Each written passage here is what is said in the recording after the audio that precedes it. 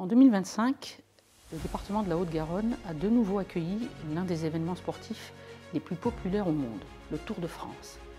À l'occasion de cette 112e édition, le département a été traversé par 3 étapes, représentant 256 km de parcours à travers 72 communes.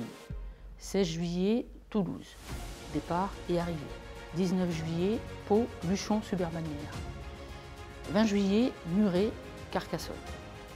Grâce à la mobilisation des services de l'État, aux côtés de l'organisateur, ASO, et des collectivités locales, l'événement s'est déroulé dans une ambiance festive, mais sous haute sécurité.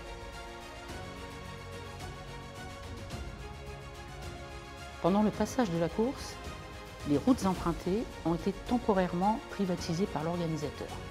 Des restrictions de circulation ont alors été mises en place.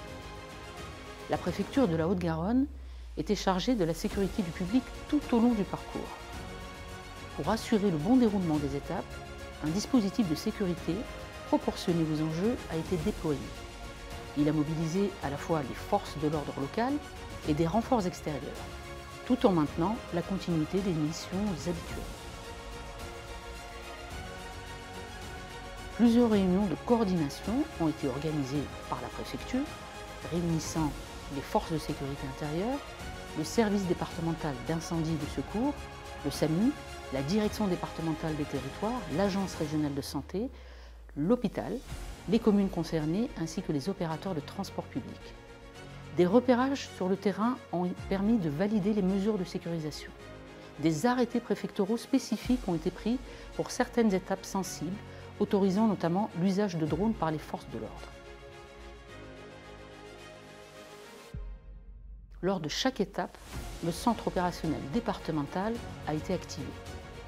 La préfecture était également représentée au centre de coordination du Tour de France, aux côtés de la gendarmerie, de la police nationale, du SAMU et du SDIS. Des dispositifs médicaux d'urgence ont été déployés au point de départ, d'arrivée et dans les zones de forte affluence, assurés par le SDIS, le SAMU et les associations agréées de sécurité civile.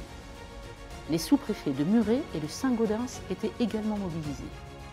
L'étape 14, en zone montagneuse, à Luchon-Suberbannière, a nécessité un poste de commandement dédié et des mesures particulières comme la mise en place d'une jauge pour l'accès à la station par la télécabine, seul moyen d'accès au site. La mobilisation ne s'arrête pas une fois le tour terminé. La préfecture élabore un retour d'expérience en lien avec tous les services impliqués dans une logique d'amélioration continue de la coordination. Par ailleurs, le tour est aussi l'occasion de sensibiliser le public à la sécurité routière.